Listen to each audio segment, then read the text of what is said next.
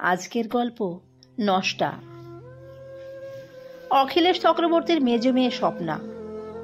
গল্পটা স্বপ্নাকে নিয়েই।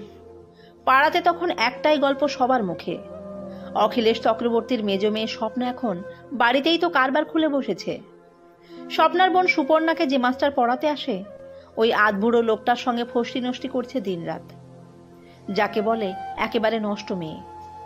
কেউ কেউ আবার বলতো, হবে নাই বা কেন, গাদাগুচ্ছের মেয়ে পয়দা করবে, তাদের বিয়ে দেবে না, তারা তো এসব করবে। এদিকে দেখেছে মাস্টারের ভালো পয়সা আছে, হোক না মাস্টারের 50 বছর বয়স, ইনকাম তো হচ্ছে। পাড়াতে তখন চক্রবর্তী বাড়ির বেশ নাম ডাক। আমরা অখিলেশ চক্রবর্তীকে কাকু বলেই ডাকতাম। অখিলেশ কাকুরা 3 ভাই, অখিলেশ কাকুই বড়। শুনেছিলাম অখিলেশ কাকু নিজে 2 ভাইকে মানুষ করেছে। ছোটবেলা থেকেই সংসারের দায়িত্ব নিজের ঘাড়ে চাপিয়ে নিয়েছিল। বাবা মারা যাওয়ার পর থেকেই অখিলেশ কাকুই সংসারের হাল ধরে। যে মানুষটা ভাইদের জন্য এত কিছু করলো, সেই ভাইরা এখন অখিলেশ কাকুকে চিনতেই পারে না। নিজে বড় হয়েও 2 ভাইয়ের বিয়ের পর নিজে বিয়ে করেছে সবার শেষে। সে যাই হোক, এদিকে তখন স্বপ্নাকে নিয়ে পাড়ায় ছিছি রব পড়ে গেল। খবরটা নিয়ে কানাঘুষো চলতে চলতে সবাই জেনে গেল ব্যাপারটা। গ্রামের লোক তো অখিলেশ কাকুদের সাথে এক প্রকার কথা বলাই বন্ধ করে দিল। বলতে গেলে এক ঘরে তখন অখিলেশ কাকুর ছিল ছোট একটা ব্যবসা, সেখান থেকেই সব কিছু সামলানো। 3 মেয়ে, রত্না, স্বপ্না আর সুপর্ণা। বড় মেয়ে রত্না ছিল সুন্দরী, তাই ওর বিয়েটা অল্প বয়সেই হয়ে যায়। রত্নার বিয়ে দিতে গিয়ে প্রায় সবটুকুই শেষ হয়ে যায়। সামান্য জমিটুকুও বিক্রি করতে হয়েছিল, কারণ ভালো ছেলে পেলে আর কোন বাবা মা হাতছাড়া করতে চায়। এরপরেও যে আরো 2টো মেয়ে আছে, সে কথা ভাবেননি অখিলেশ কাকু। রত্নার থেকে স্বপ্না বেশ অনেকটাই ছোট, প্রায় 5 বছরের ডিফারেন্স। আর স্বপ্নার থেকে সুপর্ণা আবার 3 বছরের ছোট।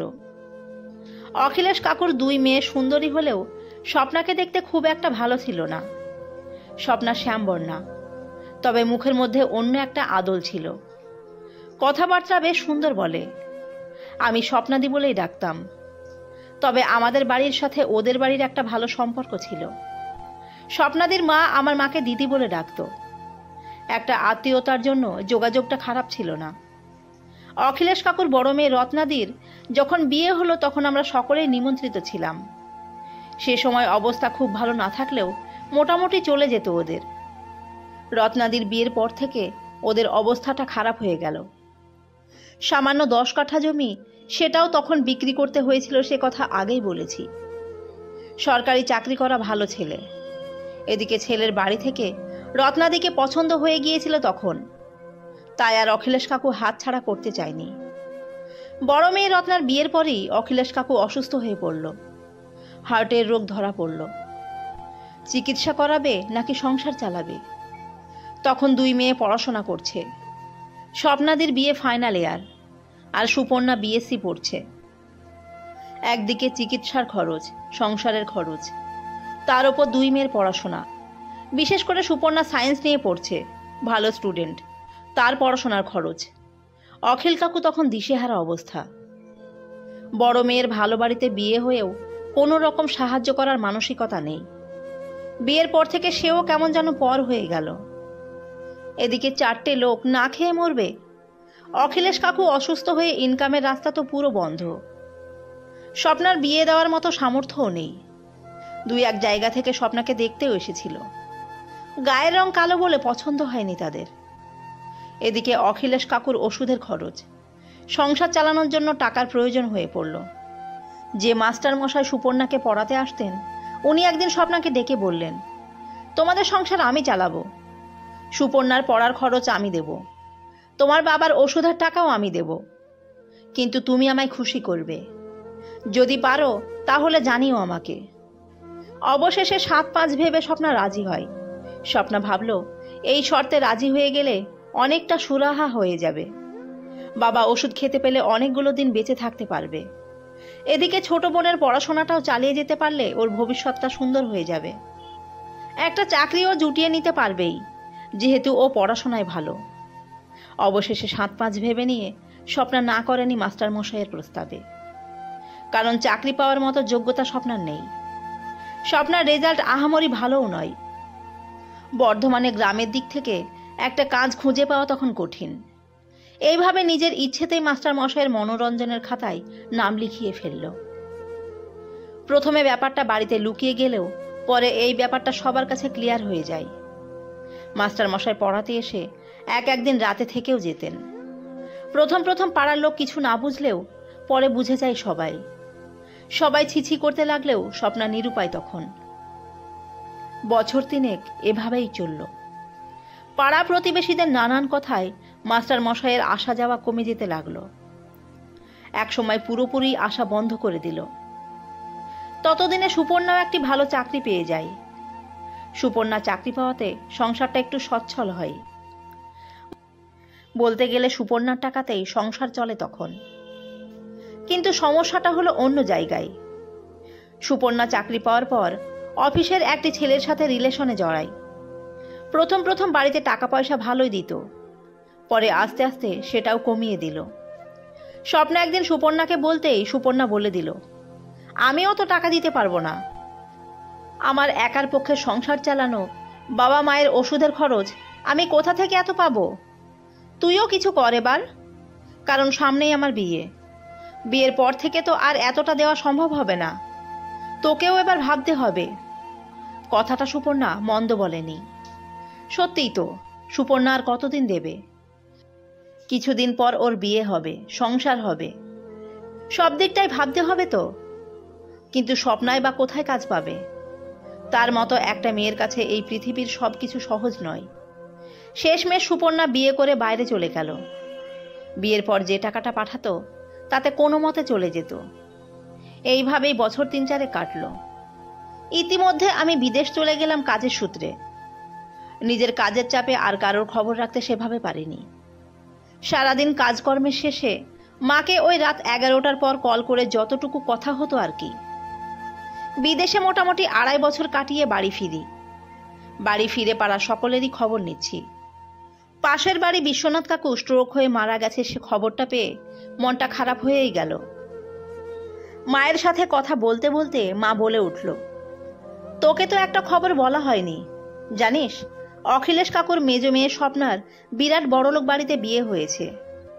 সে তো এখন রাজরানী। মায়ের কথা শুনে আমি তো অবাক। বড়লোক বাড়িতে বিয়ে, তার উপর রাজরানী। কথাটা শুনে মনটা ভালো হয়ে গেল যদিও। মায়ের মুখ থেকে তারপর শুনলাম সে ঘটনা। সুপর্ণার বিয়ের পর ওদের অবস্থাটা একটু খারাপ হয়েই গিয়েছিল। খুব সমস্যার মধ্য দিয়েই কাটত। কাকিমা মানে স্বপ্নাদির মা আমাদের বাড়িতে আসতো। মাঝে মধ্যে এসে কান্নাকাটিও করত। বলতো, ভগবান আমাদের এমন অবস্থায় ফেলেছে যে কি করে কি করব বুঝে উঠতে পারি না। আমরা না থাকলে মেয়েটাকে দেখবে কে? ভগবান বোধহয় সকর্ণে শুনেছিলেন সে কথা। কয়েকদিন পর একদিন দুপুরে সুখবরটা দিয়ে গেল কাকিমা মাকে বলল, স্বপ্নার বিয়ে ঠিক হয়েছে কলকাতার ভবানীপুরে। তোমাকে ভবানীপুরে যেতে হবে দিদি। মা জিজ্ঞেস করেছিল, ভবানীপুর যেতে হবে কেন? ছেলে আসতে পারবে না, স্বপ্নাকেই বিয়ে করতে যেতে হবে। কারণ যে ছেলেটির সাথে বিয়ে হচ্ছে ছেলেটি প্যারালাইসিস। সে কি? আসলে সম্বন্ধটা করেছে আমার এক দুঃসম্পর্কের দাদা। ছেলের বাড়ি থেকে এমন একজন মেয়ে খুঁজছে যে মেয়েটি ওই ছেলেটিকে দেখাশোনা করবে, সেবা শুশ্রূষা করবে। কলকাতার ভবানীপুরে ছেলেটি 3 তলা বাড়ি, ভীষণ অবস্থাপন্ন। কিন্তু এমন একজনকে চায় যে ওর সেবাও করবে আর সমস্ত সম্পত্তির মালিকও হবে সে। বাবা মা তো আর কাজের লোকের উপর ছেড়ে দিতে পারে না, তাই একজন ভালো মনের মানুষ চাই। ছেলেটিও বাবা মায়ের একমাত্র ছেলে। আসলে ছেলেটির আগে বিয়েও হয়েছিল একটি ভালো মেয়ের সাথে। প্রেম করেই বিয়ে, 7 বছরের প্রেম ছিল। বিয়ের পর হানিমুনে গিয়ে ওখানেই দুর্ঘটনা ঘটে। গাড়ি অ্যাক্সিডেন্টে মেয়েটি অক্ষত অবস্থায় ফিরলেও ছেলেটি গুরুতর আহত হয়, আর তাতেই প্যারালাইসিস হয়ে যায়। হাঁটাচলা কিছুই করতে পারে না। তারপর ওই মেয়েটি ছেলেটিকে ছেড়ে চলে যায়। সমস্ত ঘটনা শুনে স্বপ্নাই বলল, আমি ওকে বিয়ে করতে চাই। টাকা পয়সার সম্পত্তি নয়, মানুষটার পাশে থাকতে চাই। আমার মতো মেয়েকে সমাজ যেখানে নষ্ট বলে, সেই সমাজে এমন মানুষের পাশে থাকতে পারলে জীবন ধন্য হয়ে যাবে। আমার মা স্বপ্নাদির বিয়েতে গিয়েছিল। ছেলেটি ভীষণ সুন্দর দেখতে। কলকাতায় অত বড় বাড়ি, 2-3 জন কাজের লোক। সত্যিই তো, স্বপ্না যেন রাজরানী। আজ প্রায় 2 বছর হতে চলল স্বপ্নাদির বিয়ে হয়েছে। বাপের বাড়িতে খুব একটা আসতে পারে না। কাকিমা স্বপ্নাদিকে বাড়িতে আসতে বললে স্বপ্নাদি বলে, সবই তো জানো মা, ওকে ছেড়ে কোথাও যেতে পারবো না। তবে স্বপ্নাদি গাড়ি পাঠিয়ে দেয়। অখিলেশ কাকু আর কাকিমা ওই বাড়িতে গিয়ে কিছুদিন করে কাটিয়ে আসে। স্বপ্নাদির শ্বশুর তো বলে, মেয়ের বাড়িতেই আপনারা থাকুন, কেন আর যাতায়াত করবেন? অখিলেশ কাকু বলেই দিয়েছে, যতদিন পারছি যাতায়াত করি, যখন পারবো না তখন এসে থাকবো। তবে এই 2 বছরে স্বপ্নাদি সংসারটাকে নিজের সংসার বানিয়ে ফেলেছে। সত্যিই তো, একটা মেয়ে কতটা স্যাক্রিফাইস করতে পারে। নিজের ভালো থাকার চেয়ে অন্যের ভালো থাকার মূল্য স্বপ্নাদির কাছে অনেক বেশি। হয়তো সব সত্যিই সবাই জানতে পারে না, আর তার জন্য স্বপ্নার মতো মেয়েরা নষ্ট মেয়ের আখ্যা পায়। তবে আশার খবর, আস্তে আস্তে স্বপ্নাদির বর অনেকটা ভালোর পথে। রিসেন্ট একটি কন্যা সন্তানকে দত্তক নেওয়ার কথা ভেবেছে। স্বপ্নাদির এখন সুখের সংসার। গল্পটি ভালো লেগে থাকলে সাবস্ক্রাইব করে পাশে থাকবেন এবং লাইক, কমেন্ট, শেয়ার করবেন। ধন্যবাদ সবাইকে।